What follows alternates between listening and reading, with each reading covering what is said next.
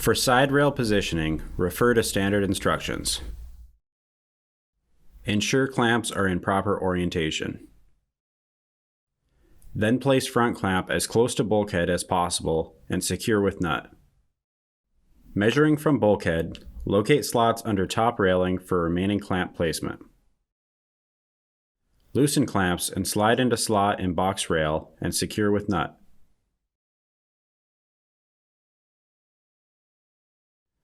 Verify side rail is level. Torque all clamps to 20 foot-pounds.